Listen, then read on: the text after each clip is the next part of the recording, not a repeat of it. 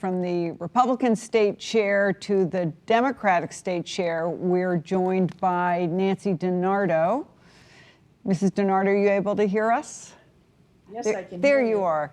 Hi. Thank you very much. I know you had a busy night with a big virtual event up until a few minutes ago, but thank you.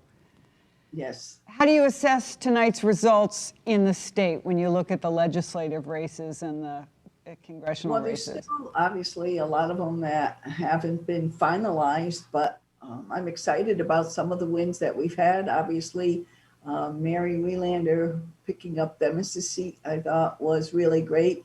And Jennifer Leeper in Fairfield, the two that I'm thinking off the top of my head that I'm really excited about. And I know that there are some others around the state. And it looks good for some of the others that seem to be close in the rematches. But so I am kind of excited about the results. Have you been surprised by any of the results that you've seen so far? Because I know state chairman is involved on a very granular level in these races. Well, I mean, on the ones that were rematches, you know, where they were close, like Mary's, I was surprised, but I was happy about it. I know Mary worked very hard, as so many of our candidates have. So can I say yes, surprised, but should I be?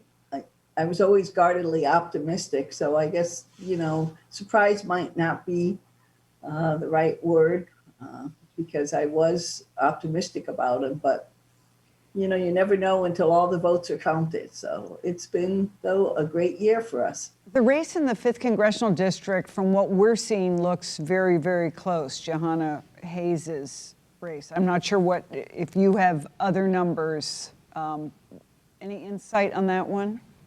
No, I don't have the numbers because, as you know, I was on the other call up until literally about 3 minutes ago. So, but I can tell you from past experience that that is, as you know, a very difficult district to, you know, project ahead of time. But the cities in that district have always been Democratic and come forward in Democratic and really make the difference. So I'm confident that we will see a victory for Johanna once all the votes are counted. Yeah, we have to wait on Waterbury and Danbury. And Newtown too, I think. To come in.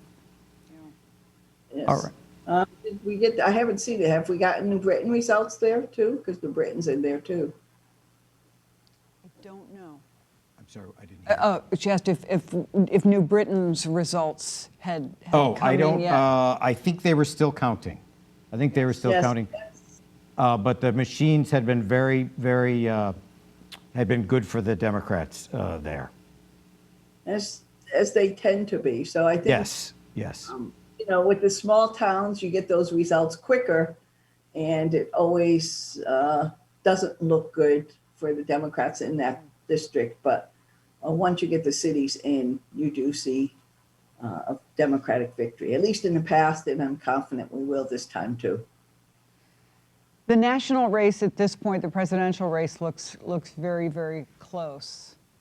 Do you see some Connecticut lawyers perhaps playing a role? I mean, it feels like we might be headed for one of those situations.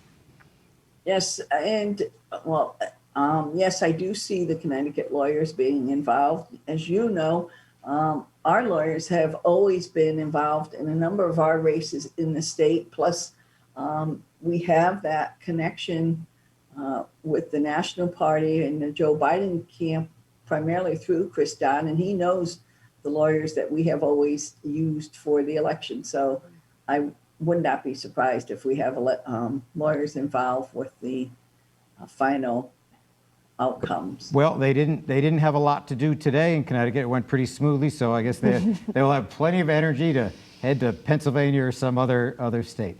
Nancy DiNardo, Democratic State Chairman, thank you very much for joining us here on WFSB tonight. Take care.